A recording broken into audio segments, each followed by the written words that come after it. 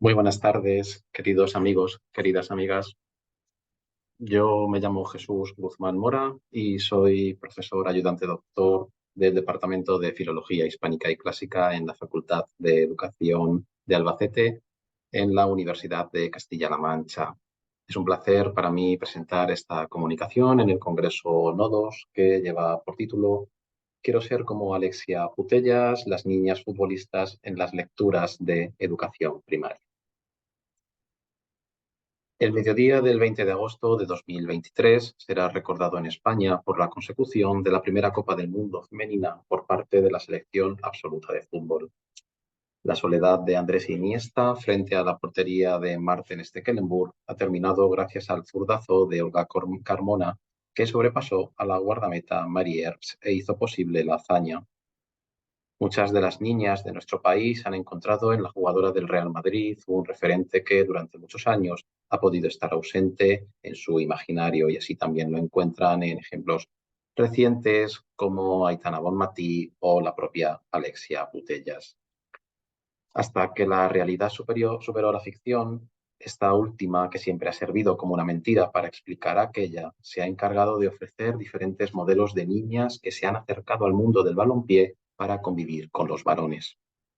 Ellas demuestran que tienen el mismo derecho a ocupar la pista del colegio durante el recreo y escalar en el ámbito de una profesión dominada y capitalizada por los hombres. Así, el objetivo de esta comunicación es realizar una aproximación a la imagen de las niñas futbolistas, en la literatura infanto-juvenil. Para ello, citaremos un ejemplo concreto, que es Sara y las goleadoras, una saga de 6 libros escritos por la escritora Laura Gallego. Así, observaremos qué modelos de niñas futbolistas se proponen en una de las sagas más interesantes en este ámbito. Para ello nos serviremos de nociones como el estereotipo y el rol de género. El fútbol, aquel juego de caballeros jugado por cerdos, parece verse como un punto diminuto desde la posición de la literatura, aunque ésta juegue hoy como un extremo despistado en nuestra sociedad.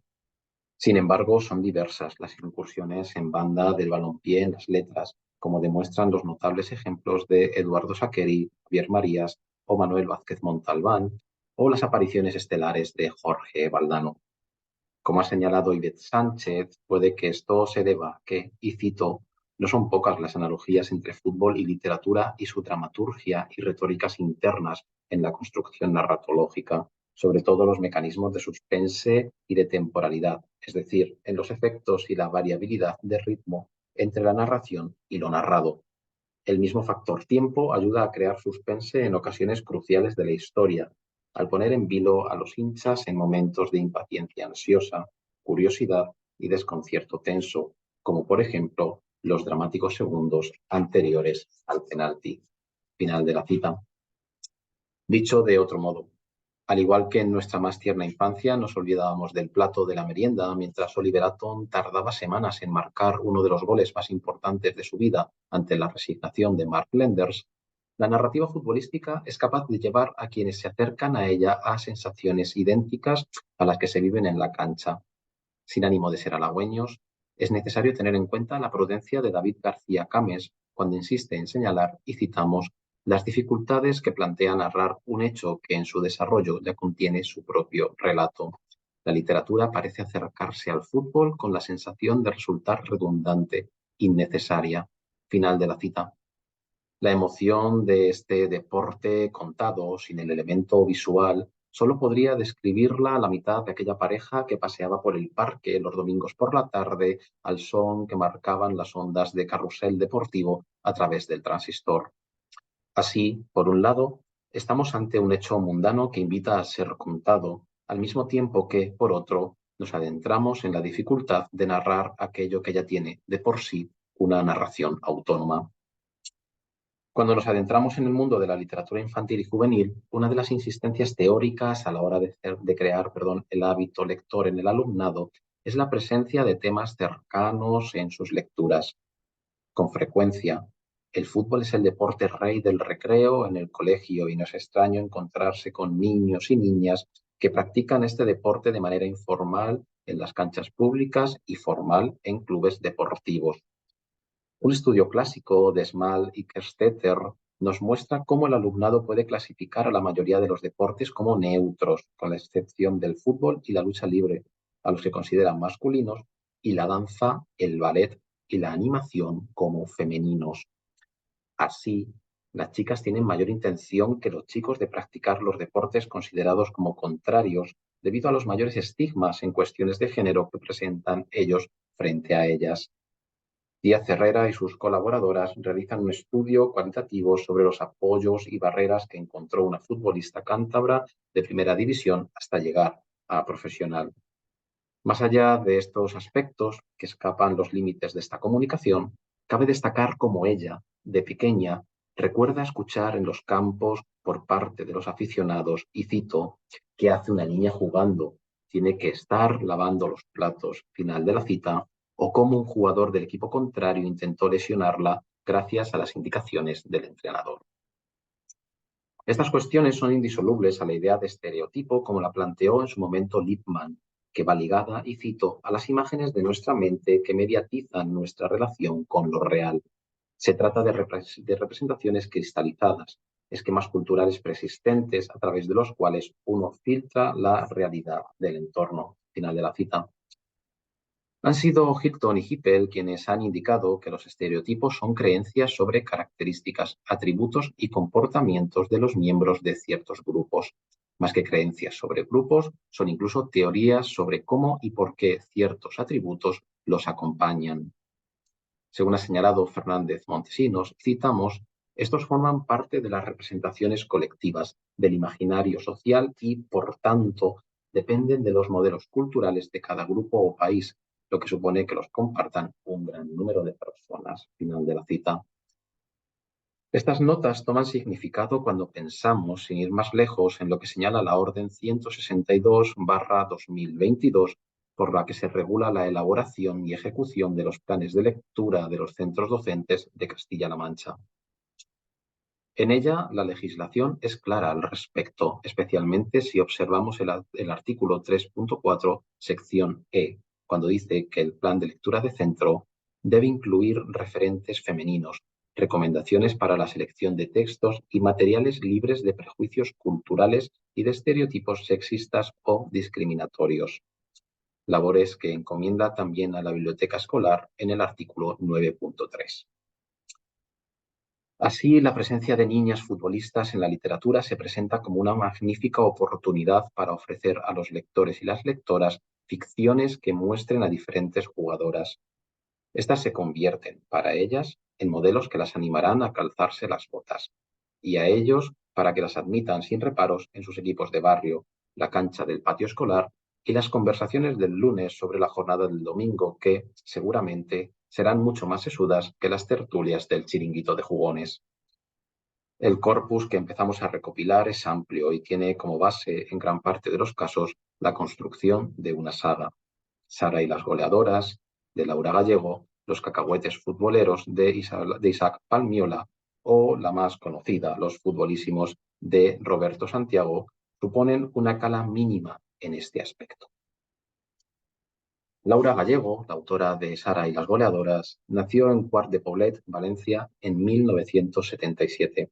Se doctoró en Filología Hispánica por la Universidad de Valencia en 2013 con su trabajo Belianis de Grecia, tercera y cuarta parte, de Jerónimo Fernández, edición y estudio. Ha publicado 27 novelas juveniles y varios cuentos infantiles, que suman en ventas más de 1 millón de ejemplares, con traducciones a 16 idiomas. Es autora de 6 sagas destinadas principalmente a la fantasía: Guardianes de la Ciudadela, Crónicas de la Torre, Memorias de Idún, Ariel y Aventuras por Casualidad. Probablemente la primera y la tercera, sean las colecciones más conocidas, y la que hoy nos ocupa, Sara y las goleadoras. Además, ha publicado 15 novelas que funcionan de manera independiente, entre las que destacan Finis Mundi y La leyenda del rey errante, ambas galardonadas con el premio El barco de vapor, y obras recientes como Extravagantia y Retorno a la Isla Blanca. Y para los más pequeños cuenta con títulos como Un fantasma en apuros, Alba tiene una amiga muy especial, ¿Dónde está Alba?, Max ya no hace reír y El cartero de los sueños. Sara y las goleadoras está compuesta por los títulos Creando equipo, Las chicas somos guerreras, Goleadoras en la liga, El fútbol y el amor son incompatibles, Las goleadoras no se rinden y El último gol.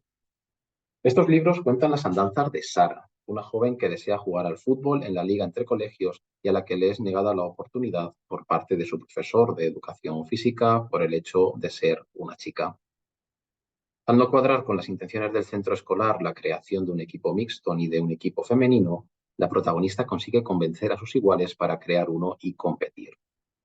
Las niñas futbolistas, que cada vez son más y obtienen una mayor visibilidad, aparecen, como decíamos, en la literatura para romper con los estereotipos de género establecidos sobre ellas y evitar aquellos comentarios que citábamos anteriormente que le hacían a aquella futbolista. Esta saga puede incluso confrontarse a los futbolísimos, de la que puede considerarse deudora, pero también superadora por su calidad literaria. Esta saga, ¿no? Los futbolísimos, que coloca a las niñas fuera de la centralidad de la acción narrativa, como bien han señalado Juste y sus colaboradores, hace que la saga de Sara y las goleadoras sí que cumpla de una manera más honesta lo que anteriormente hemos señalado respecto a la legislación. Estos libros, si pensamos en sus destinatarios, se encuentran en la frontera que se establece entre los últimos momentos de la educación primaria y los primeros de la educación secundaria, lo que les convierte en un material altamente recomendable para ambas etapas, sin que su uso en una de ellas sea un obstáculo para su presencia en la otra, aunque sí que es verdad que nosotros en nuestra comunicación lo enunciamos, ¿no? Principalmente para la etapa de primaria. En el texto se reproducen comportamientos estereotípicos también, con un profesor antes citado de educación física que considera bichos raros a Sara y sus amigas, otras chicas para quienes las futbolistas son marimachos, como dicen en la novela, y adultos que se encuentran en la misma posición. Pero al mismo tiempo vemos cómo se presenta el deporte como un espacio en el que todos tienen cabida y del que ellas tienen el mismo derecho a disfrutar que sus iguales varones. Las jugadoras progresan a lo largo de la saga y consiguen normalizar aquello que, aun en nuestro tiempo, es necesario poner en valor: la presencia de niñas futbolistas en las canchas de colegios y competiciones. Decía Andrés Iniesta en un precioso documental sobre la gesta de Johannesburgo que, justo antes de chutar a portería, fue capaz de escuchar el silencio.